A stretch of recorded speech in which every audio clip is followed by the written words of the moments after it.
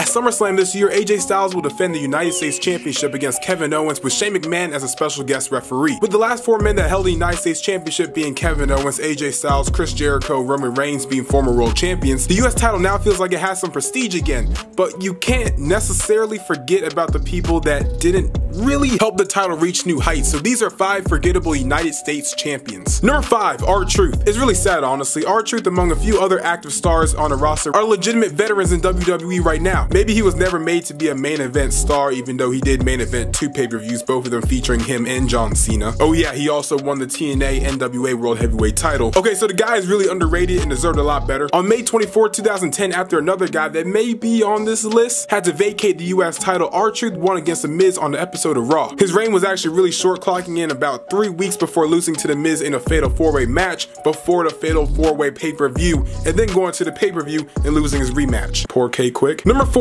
Bret Hart. It's hard to say that Bret Hart can actually make a title lose prestige, but when you're 53 years old, it's pretty easy. Having the return of the Hitman to the company was a great thing. Becoming GM, great thing. Facing Vince at WrestleMania, maybe. Competing at SummerSlam, kinda. And winning the US title after making The Miz tap out even though he can't take a bump? Oh crap. At the age of 53, Bret Hart was in no shape or health to really be wrestling. But on May 17, 2010, Miz had to defend the title against any member of the Hart dynasty. Either he could pick the 2 active wrestlers that probably had a really good chance of beating him, he could pick the girl that maybe had an opportunity to beat him, or you could pick the old man that hasn't taken a bump in years and is not clear to actually wrestle. Probably have a better shot against him. After some shenanigans by the Hart dynasty, Bret Hart actually locked The Miz into a sharpshooter, making him tap and winning the US title at the age of 53. Just so you can put this in perspective, the last time Bret Hart won the US title for WCW was in 1999. I was born that year. He's a legend, but it's hard to be a great champion if you can't even bump Kali. Number 3, Jack Swagger. I completely forgot this man even had the title. Oh my god. This is the man that ended the reign of one of the most over and underrated superstars in history, Zack Ryder. After putting himself over on YouTube and building a fan base, WWE finally realized, hey, well, we should probably give this guy something, giving us one of the most feel-good moments in recent WWE history after he won the title from Dolph Ziggler in 2011 at TLC. That lasted barely a month. He lost it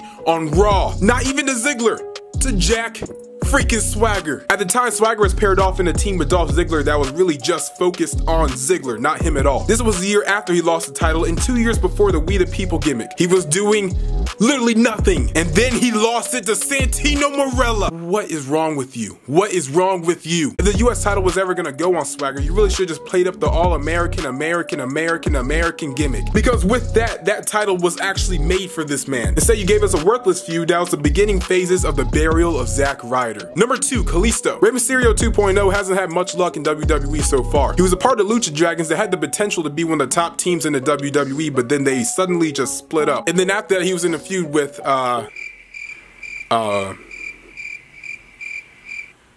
pretty much coming out of nowhere, he defeated Alberto Del Rio, who just returned for the US title on Raw. The only problem was that Alberto Del Rio was the guy that beat John Cena for the US title clean, and John Cena was the guy in 2015 that was building up the title to feel like something important again. Oh yeah, and he lost it the next day on SmackDown. Lil Drago would eventually win back the title at the Royal Rumble and defending it on every single kickoff of every single pay-per-view before dropping it to the greatest man that ever walked the face of the planet, Rusev at Extreme Rules 2016. Because I'm pretty sure he forgot this guy was still on payroll, can someone tell Vince to put the Shrunken Phoenix on 205 Live? Number 1, Seth Rollins. As a competitor that won the title, Seth Rollins is on the top of the card, winning the WWE Championship at WrestleMania 31. That was the year of the Architect, and he was and still is one of the biggest names in the company right now. Rollins wasn't just a US champion that had a forgettable reign because it was short. He won the title off the assistance of Jon Stewart. Jon Stewart.